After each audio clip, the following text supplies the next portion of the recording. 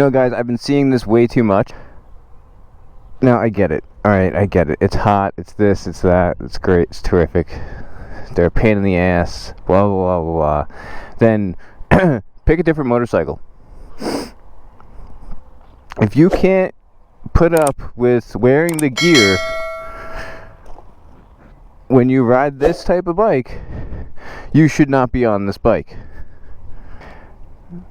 There's no excuse for it at all whatsoever. There's nothing you could say. You get on this bike and, like, the first thing, at least for me, you know, I've been watching Isle of Man TT all week, right? And trust me, I am instantly, you know, like, damn, I want to lean over like those guys. I want to take turns like that. I want to, you know, and obviously I'm not at that level yet to be riding like that, you know. But every time I get on this bike, I think I can. And then I'm humbled really quickly about how I can't yet, because I'm still learning and I don't really know what I'm doing. I do know what I'm doing, but I don't really know what I'm doing. But needless to say, at least I'm in gear. If you say that, oh, you're gonna ride this bike and I'm not gonna do anything, I'm not gonna fuck around, you're a complete liar. No. First piece of gear that I want to talk about are these. The GP Pro R3s by Alpinestars. I wanted to start with the gloves.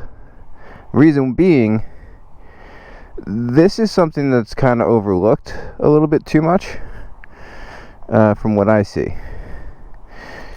So these are obviously GP gloves, so they're track rated, right? High level of protection. See how difficult it is for me to get on? And these are broken in. It should be that hard to put on gloves. It should not easily come off of your hand. Because if it easily comes off of your hand, that means when you touch the ground with it, it's going to easily come off of your hand. These should be hard to put on. It shouldn't go right on. You should get tension here, okay? It's going to be uncomfortable at first. It's going to be a little bit annoying, all right? But you'll get used to it, and they'll break in, and they'll be really nice, and they'll become one with you, right? That is a big thing with gloves. They need to be tight, okay? You get the wrong size, you get into some shit. Well, not really going to protect you much if they're not on your hand, huh? Alright, enough of me rambling. Oh.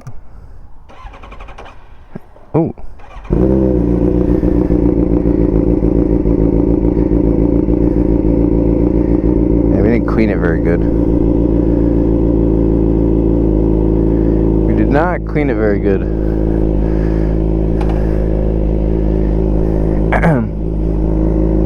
But yeah, that's where I'm going to start.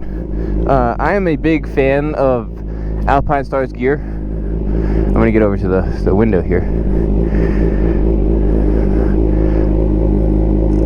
Obviously, you can see I'm in full, you know, from the boots, the pants, boots, jacket, gloves are all Alpinestars. We got the SMX6 vented boots, the GP-R3 gloves, and then the V2 missile ignition jacket with the speed bump.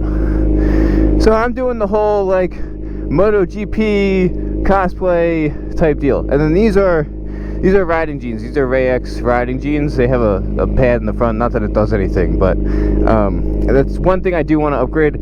I do want to upgrade the pants to a leather pant with the knee slider on them, and then complete the look. You know. But big shout out to Alpinestars. You know, there's no sponsoring behind this. This is all my own opinions. Yeah, none of this is sponsored. I bought all my gear before I even bought the bike, which I recommend you do too. I would buy the gear, buy all the gear you need before you buy the bike, because the last thing you want to do is overspend on the bike and then cheap out on the gear. All of this stuff, my helmet, I originally went into this thinking that all I was going to need was helmet and gloves and maybe a jacket.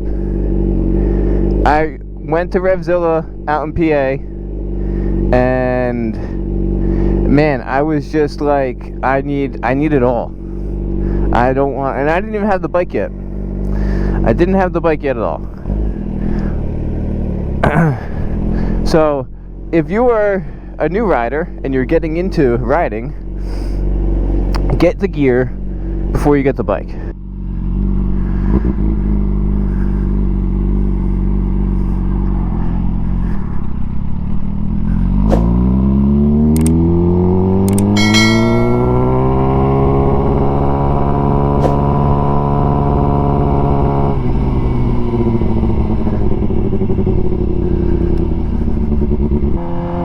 I went to Revzilla in Pennsylvania, Philadelphia.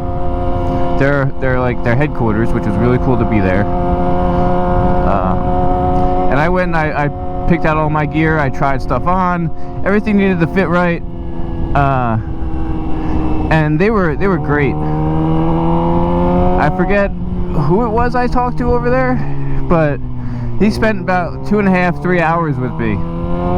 And we went through everything, and I'm happy that I did, because it made me want to wear all of this stuff every time I ride. It feels cool. It looks cool. It's knowing that I'm protected is the big thing.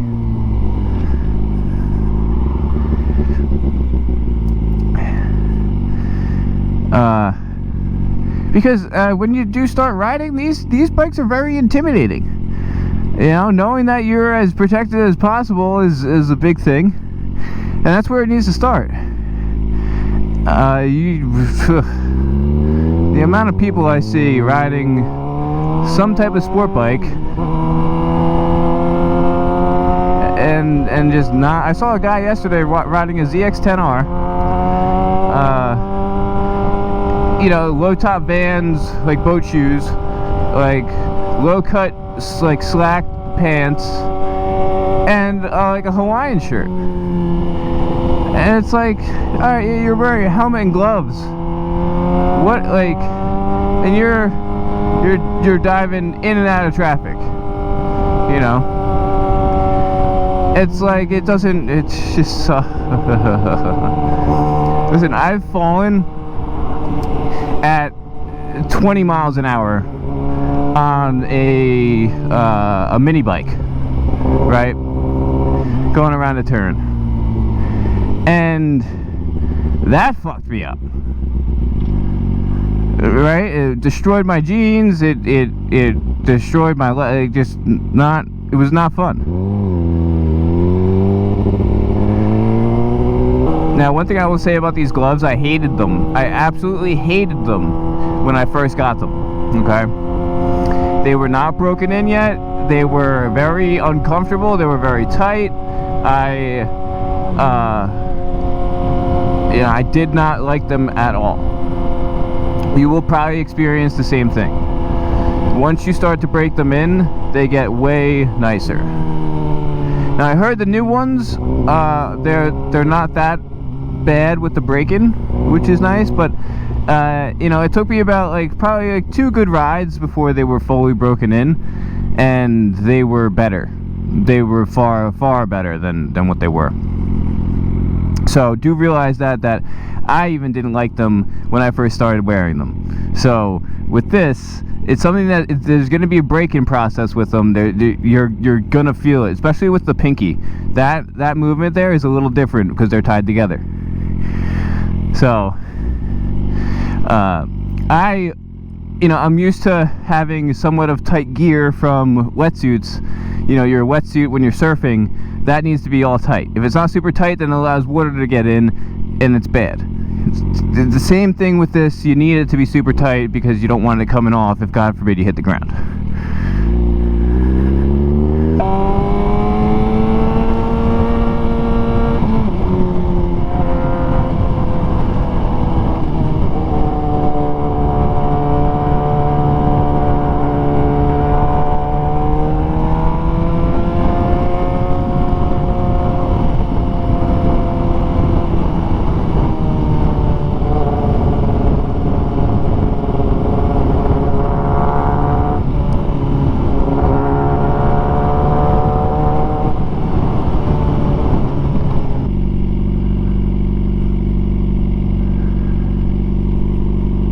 Cool back here, but like, damn. All right, what do we do? Do we go down that way in the brick into the fucking hellhole of like Route 70, or do we go back up the beach that way? I say we take the safer route and go back up the beach, even though there's a lot more traffic.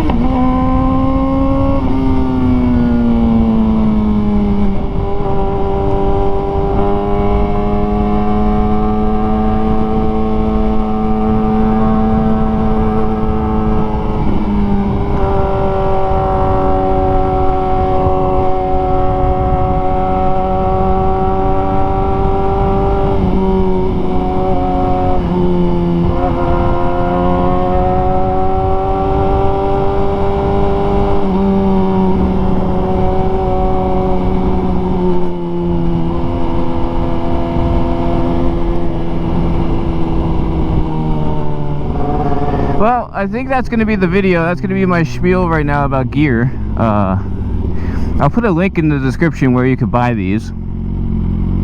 I don't have a promo code for you. I wish I did. That would be cool. They were expensive. They were not cheap, but they're worth it. You know, they're gauntlet style, so they have the guard on the side, the knuckles up top, and they have one on the palm too. It was just a really good quality glove.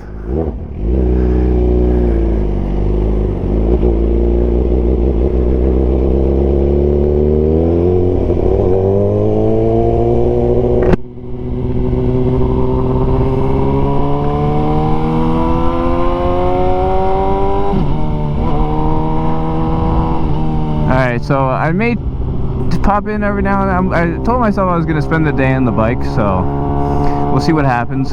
But for now, I'm going to get back to some music and just chill out and just cruise. So, hope you enjoyed the video. Please do like and subscribe. The numbers are still going up, which is cool. I'm trying to just get more content out there. That's why you've been seeing the kind of bullshit, not really talking about anything rides through the shore area during this time of year. Just trying to show to you how much traffic happens around this area, to where riding a bike is never really smart. So but for now, thank you for watching. Hit that subscribe button. We'll be back. Peace.